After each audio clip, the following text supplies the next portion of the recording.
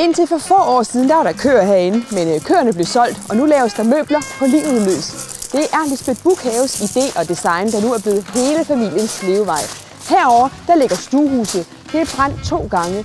Hvordan man overkommer at bygge det op igen, det kan du se i dag i Bedre Bolig.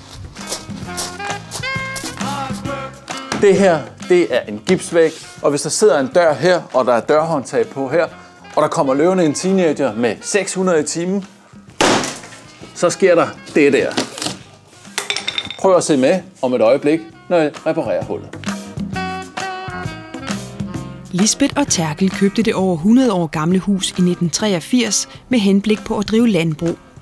De gav 675.000 kroner for det 268 kvadratmeter store hus, hvor der hører 60 tønder land til.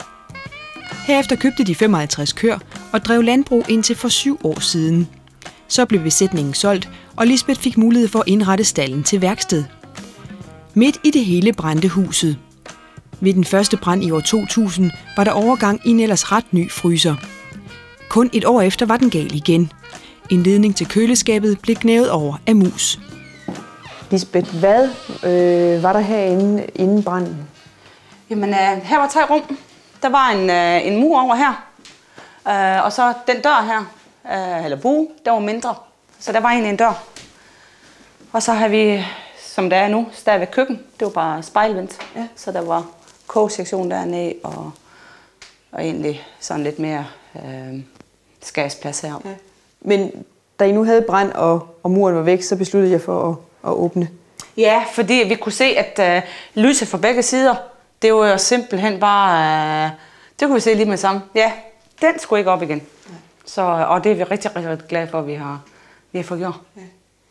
Nu da mange af jeres møbler var væk, så skulle I jo have nogle nye. Ja.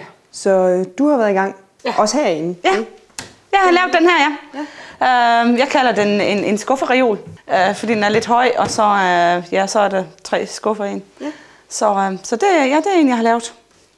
Lige over i værkstedet? Ja. Men I havde ikke noget spisebord engang, vel? Nej, det har jeg. Og jeg har egentlig travlt med at lave en masse andre ting, så jeg blev enig om, at min mand han skulle lave et spisebord. Og det er det her. Ja. Og han har stort set ikke lavet... han har hjulpet mig en lille smule, men ellers har han stort set ikke lavet nogen møbler. Så jeg sagde til ham, at han skulle lave et spisebord. Og det står her. Jamen lad os komme lige over, lad os lige høre, hvordan du så egentlig gjorde det. Jamen, der var jo andet for end bare at gå i krig med det. Nu havde jeg fået ordre til at gøre det, så... Hun vidste jo nok godt, at jeg kunne nok finde ud af det, hvis det skulle være. Ja. Så jeg havde set lidt om, hvordan Lisbeth hun samtidig tager på det, så...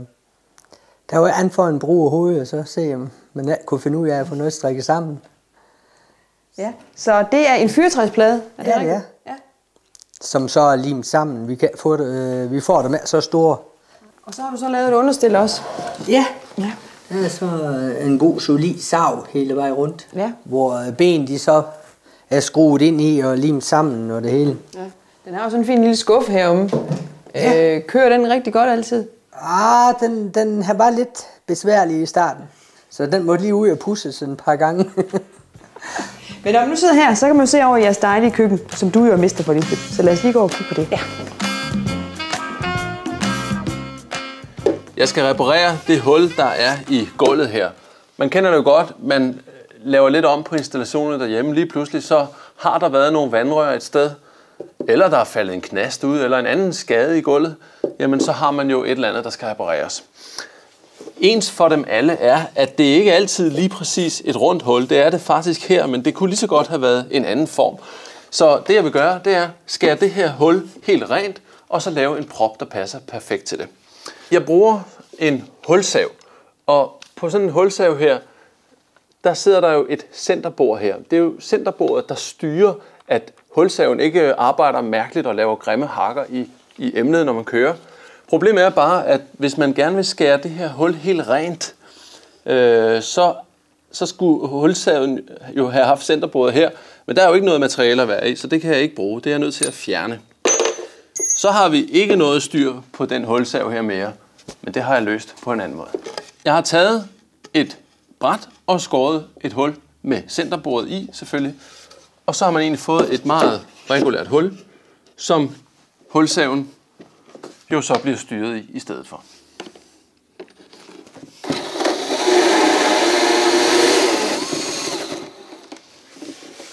Nu har jeg i hvert fald fået skabt et helt cirkelrundt hul, og det er altså lidt lettere at lave en prop til sådan et hul der. Faktisk så er det så let, at hvis man tager en hulsav, der er lige nøjagtigt 5 mm større i målet end den, man skar hullet med, jamen så får man faktisk en prop ud af det, som passer lige nøjagtigt ned i.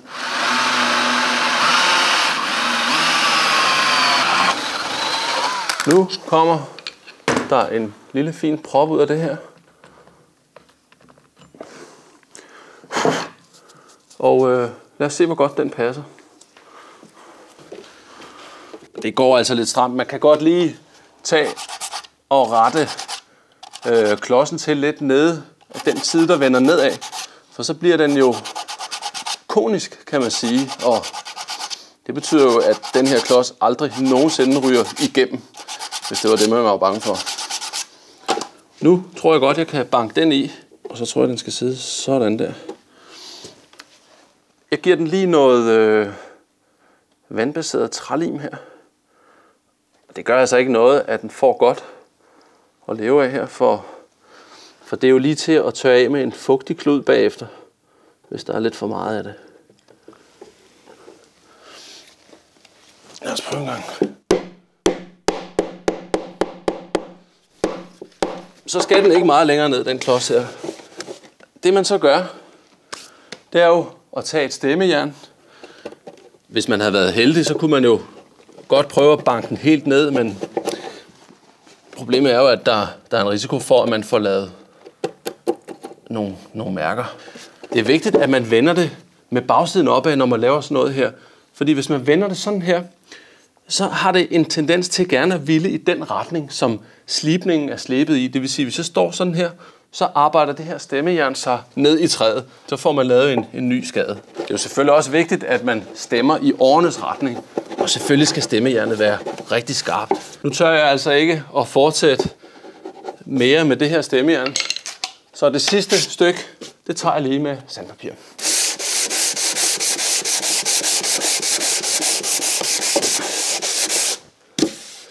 Nu føles det her lige så glat, som det oprindeligt var.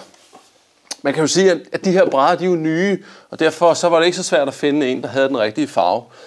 Men har du nogle gamle gulvbrædder, så kan man altså godt indfarve sådan en ny prop med for eksempel kaffe. Det egner sig udmærket som farvemiddel.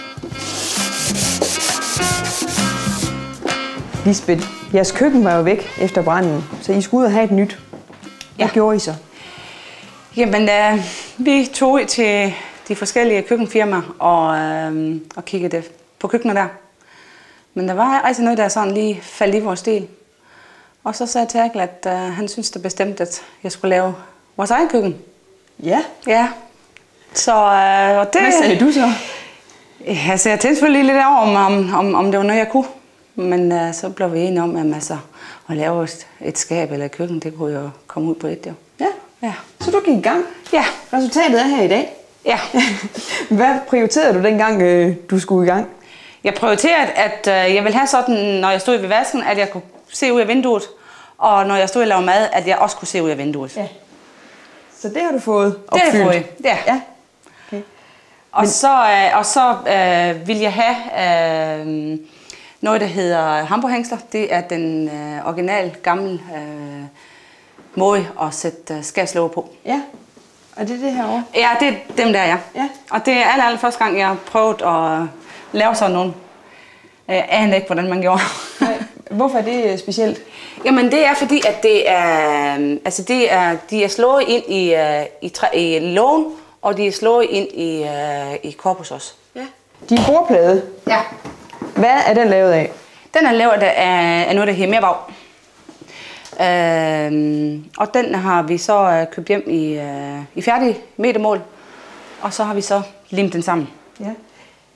Men vi to lange bordplader, der går der jo et stykke, hvor stavene vender den samme vej. Ja. Hvorfor har du valgt det? Fordi at jeg synes, det giver en ro og en enkelthed. Ellers så ville man kunne se, hvor tydeligt hvor samlingerne var henne. Ja. Og så havde den først fået olie? Ja, jeg havde først gennem den olie, fordi de siger, at det skal man gøre. Ja. Og det gjorde jeg selvfølgelig også. Det resulterer i, at det er altså til at styre. Nej. Så den har fået lak. Så det kunne du godt give den bagefter? Sagtens. Ja. Okay. Så er der dine fliser. Ja. Eller klinker, du får sat op her. Ja. Hvad sagde muren til det, da du kom og sagde, at de skulle sidde sådan på skrå? Nå, det var han helt glad ved dig. Det synes han, det var lidt arbejde ved. Men snakkede lige lidt godt med ham, og så kunne han egentlig også godt se, at det var ret sejt lavet. Så, det er simpelthen for at bryde det lidt? Det er simpelthen for at bryde det lidt, og så altså, hvis det bare var små bitte firkanter, så ville det simpelthen blive for meget. Lisbeth, køleskab, det er ikke noget, I bruger herude på landet? Nej. Jo, det er det. Det har jeg herovre. Og det er altså placeret i et hjørne. Ja. Og i et hjørneskab. Fordi at vi ville altså have et skab, som ragede op midt i det hele. Nej. Så der har vi altså valgt at putte det her i. Ja. Og så ligner det jo et skab. Det må man sige, det gør. Du har alle køleskab til at integrere? Nej, det gør det. Det skal være et køleskab, der er beregnet til integration. Nu var det jo en mus, der gnævede en ledning over til et køleskab, da I havde en af brændene. Har I gjort noget for at forhindre det? Nej, det har vi altså. Og det jeg tænker også om det over. Men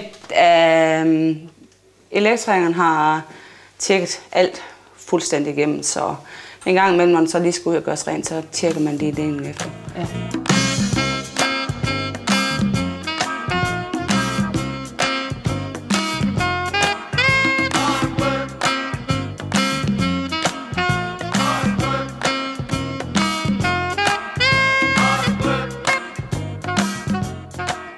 Lisbeth og Terje, jeg sidder her med nogle af de billeder fra jeres hus lige efter brand nummer 2. Hvis I får dem at kigge på, hvordan har I det så med at kigge på dem?